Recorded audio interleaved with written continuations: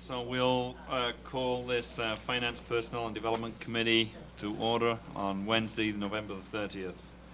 And the first order of business is a coalition of Greater Minnesota Cities Environmental Action Fund, and with a requested action of recommendation to the council to contribute the voluntary assessment fee of $4,610 to CGMC Environmental Action Fund. We call upon Brian to enlighten us all. Yes, thank you. Good afternoon.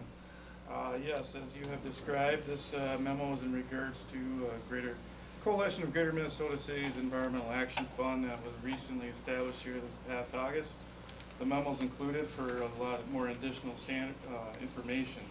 What we're trying to point out from a city standpoint, that just like everything, all environmental regulations be based on scientific researched facts and environmental benefit of regulation, and it's observable, obtainable, and most of all, any of the costs associated are reasonable to the city.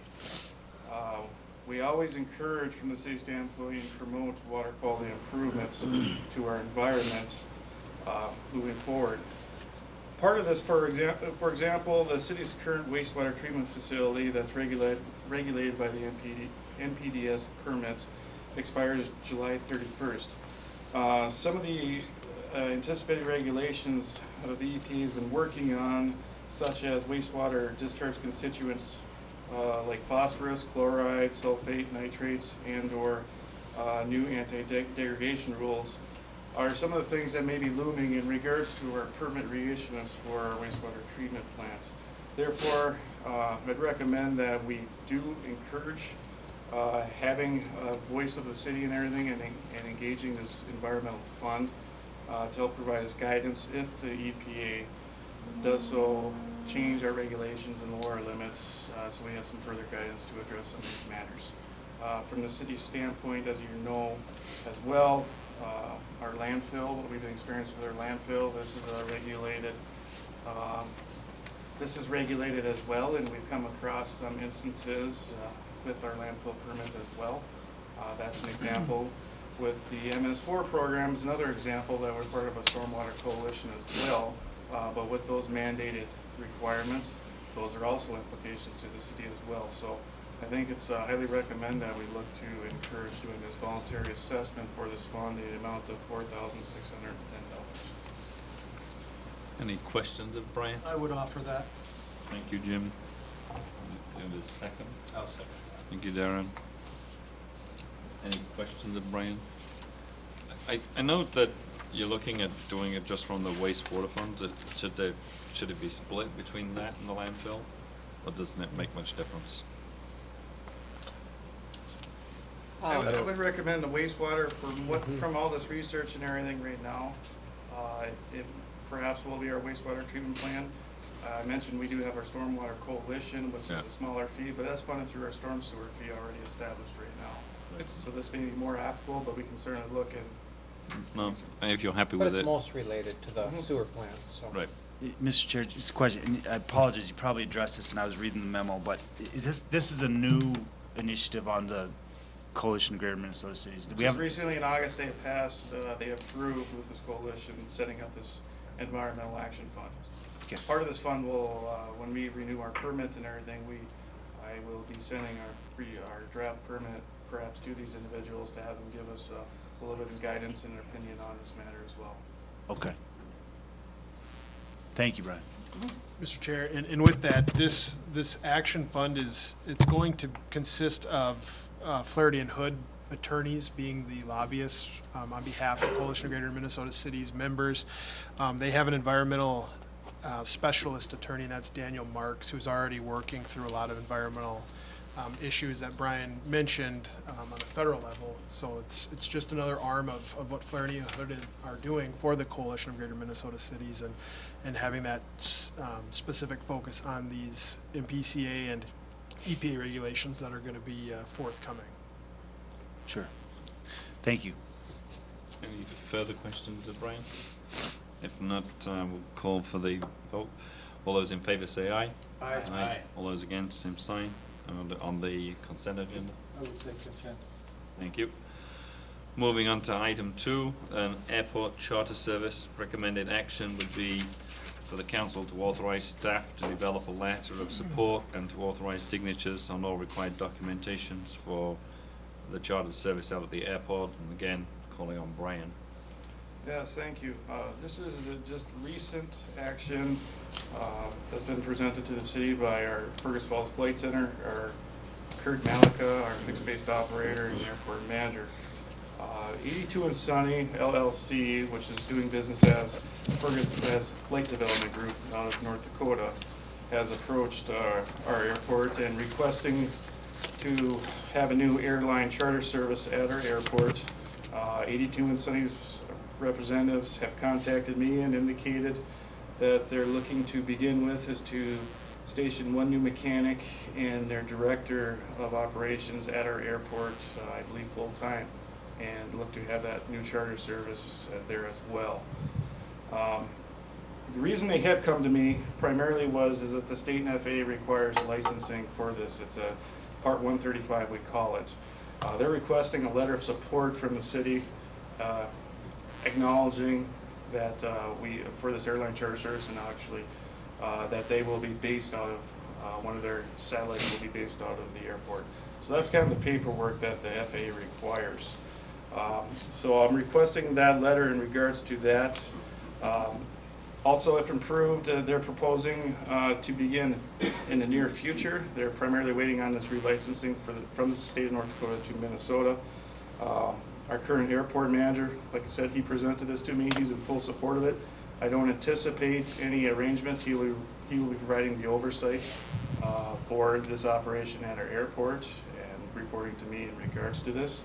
And furthermore, our airport itself has adequate facilities to house this equipment, a new mechanic, and possibly a new jet charter plane as well.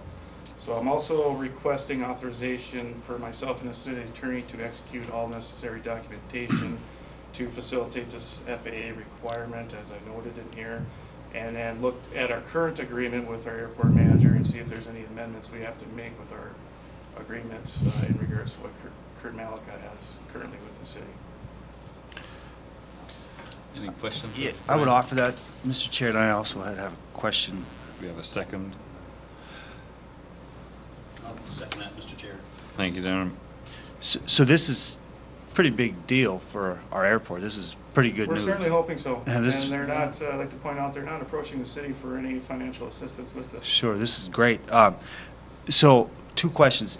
This 82 and Sunny, I'm looking out the window thinking 82 and Sunny. All right. But do they operate? You said somewhere in North Dakota. That's where they're currently on. Do they have other Bemidji? I mean, do they have satellites in other communities our It's size? recently new, to my understanding, yes, they do. I have requested some additional literature Sure, from them to sure. explain, and perhaps sometime I'll be working with city staff and everything, and EIC, and helping promote this as well. So we've already met previously about airport marketing and everything, and Sure. this was disclosed to us at this time as well, so. Sure. And then just one last follow-up. So if there are any, incurred costs as far as, bigger planes or whatever it costs to maintain an airport, I'm assuming that there'd be increased revenues too, right? I mean, this isn't going to be something that we're just going to spend a bunch of money on. There would be increased, that's what we anticipate? They're not looking for anything. The primary benefit so far will increase fuel sales and everything. Sure. But we'll also have this additional service to our city as well. if Yeah, business so excellent. chooses. They've indicated if business is good, they will look to expand. Sounds great. Well, I have in turn reached out to them and encouraged them to review our facilities and see what we can do, if we got to make any improvements to help accommodate their operations as well. And this, just for your knowledge, we do not have a mechanic at the airport today, and so majority of airplanes that are based there, private ones, are actually going to Elbow Lake to get mechanical work done. Oh, really? And in fact, some of them even base their plane now in Elbow Lake because there is no mechanic in Fergus.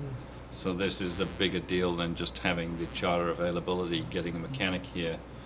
And mechanics are extremely difficult to find and get, so we should do everything we can to Absolutely. encourage it. So it would be a good deal.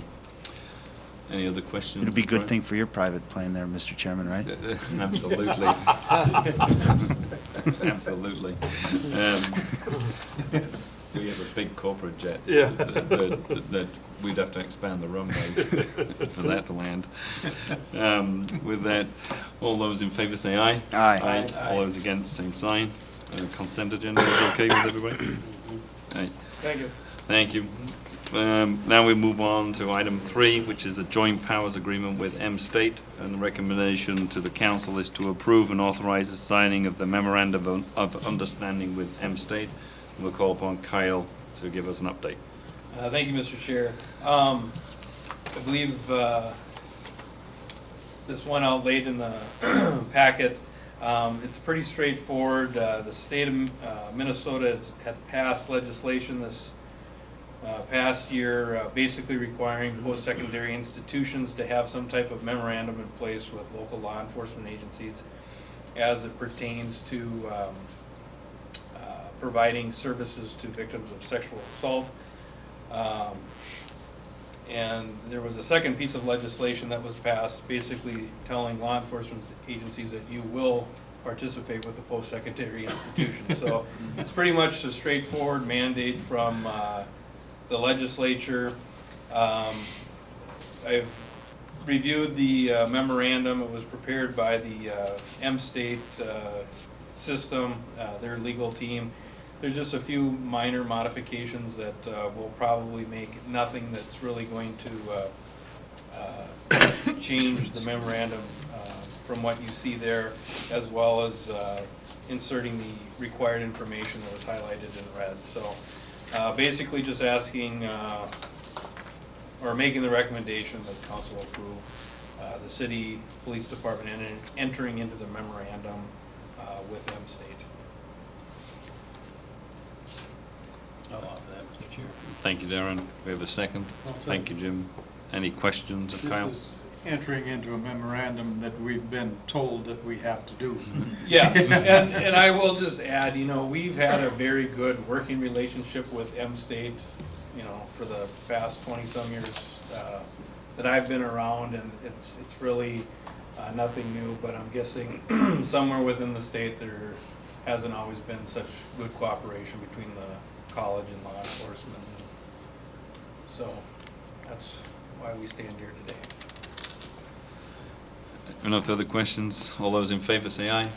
Aye. All those against, same sign. Motion is approved. Consent agenda. Moving on to City Code 5.31.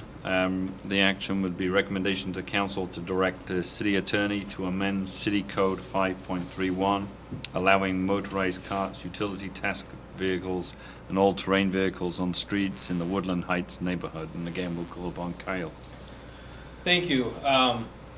As most of you know, city staff had an opportunity to address some questions and concerns of the Woodland Heights residents regarding the new annexation into the city. And through those conversations with some of the residents out there, some issues were brought forward. One in particular is this current one regarding ATVs, motorized carts, and such. Activities that were occurring in the neighborhood prior to annexation. And according to our city code, they would now be forbidden. State statute does allow the city to adopt ordinances allowing for the operation of certain types of vehicles. It basically reserves that right to the city. City Code 5.31 is the only one that we currently have on the books, and it regards the operation of motorized carts out in the Pebble Shores neighborhood. So it's nothing, you know, new to the city, but we would be asking to expand it. City or state statute under 169.045 talks about motorized carts, all-terrain vehicles, utility task vehicles, and mini trucks. It's all incorporated underneath that one statute. So basically what we would be asking is the city attorney to draft an ordinance basically allowing for the use of those types of vehicles in that neighborhood from that point forward. Any, I would offer that. thank you, Jim. Do we have a second? I'll second that, Mr. Chair. Thank you, Ben. Do we have any questions of Kyle? We have it out where I live, so. Yeah, okay. Can we phase it in or phase it out? You So can. they can use one car, they can use it 5 times in the first year, and 5 times in the next year. I don't know if we want to go there, but. As their taxes increase. Yeah, we will look at several options of implementation, but, and I will just add, most times I wouldn't be necessarily advocating for it, but kind of like the Pebble Hills neighborhood, Woodland Heights is unique from most of the neighborhoods in town, and I don't foresee this as being an issue, so. Any other questions of Brian? Mr. Speedle? Are there any hours of operation options or differences on some of those things that might have a different muffler system? And that's something that we'll have to address as we work through this new ordinance.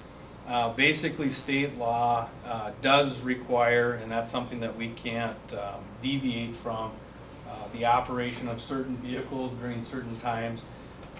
In state law, it's very vague. It's from sun up to sundown, unless they are equipped with, some type of lighting system. Again, it's something that we can certainly look at. I don't, in just the conversations that I've had with some of the residents out there, it's people maybe hooking up a trailer to their ATV because they're going over to their neighbor's house to help them clear brush, do yard work, or you might have somebody out plowing snow with their ATV, that kind of thing. But yeah, I mean, if you're wanting some type of, there will have to be some type of time reference within the ordinance, but if you want something further than what's outlined in state law, we can certainly look at that as well. Just curious. And then snowmobiles, how does that fit into that whole? Sure. Are we gonna be asked for that next? Snowmobiles are already allowed. Okay. On most of our city streets, there are a few that are prohibited, and they are handled under a different ordinance, and they are also handled under a different state statute. So it really wouldn't apply to the topic at hand. So at this point, really, you're looking just for authorization to have the city attorney draft an ordinance, and the ordinance will come back to the city, to the Absolutely. council. Yep. So, with that, any other questions, Carl? If not, all those in favor say aye. Aye. All those against, same sign. We can put that on the consent agenda, I think, because it's gonna come back to us. Then, item 5 has been removed and will be conducted at another time. And then, there's a mention of some announcements, which, at 4:30 work session, planning for RTC in the police department community room. Do we know exactly what is the purpose of the meeting? Is what we're looking to talk about is in regards to the 2017 project, where we're at, a little bit more detail in regards to work items. And then I'd like to talk about the state grant itself and what the city is looking to do with the state expiring funds moving forward. We mentioned language change request, and then what we would be looking for an amount or with expiring funds. We need to establish that. I'll also note too, I have a conference call scheduled for tomorrow morning with Joel Carlson, our lobbyist, so we will know more after we talk with him tomorrow. And then Brian is working on an agenda or an outline of things to accomplish at that meeting. Right. I mean, my only concern was that, on January the city council will change, obviously, and so we want to facilitate new council members having a voice at the table. So I don't think we want to be making decisions that bind a council. I don't believe, from my standpoint, I won't be requesting any action. It's just more of an informational update on the progress with Stantec and how it's progressed. And I would agree, Anthony, I don't think we want to start making decisions. I do think we kind of need to, as a group, which includes the new members, kind of make at least a strategic plan of, you know, because the legislative session's gonna be here real quick, and Yep. what exactly we're gonna try to accomplish this legislative session versus what we can accomplish in the future, and anyway, just make a 30,000-foot plan. Can we include the new council member? I mean, do we sort of make sure that they get an invite? Yes. Yeah. Yeah. I So would think we should include the new council members. yeah. One of them's here, Very much so so. he's noting the time. Right,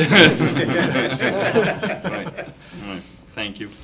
And then obviously on the same day, December 5th at 5:30, there will be a council meeting. And on December the 14th at noon, there'll be a Public Works and Safety Committee meeting. I think with, anybody else got any other action to bring forward the committee? If not, we are closed.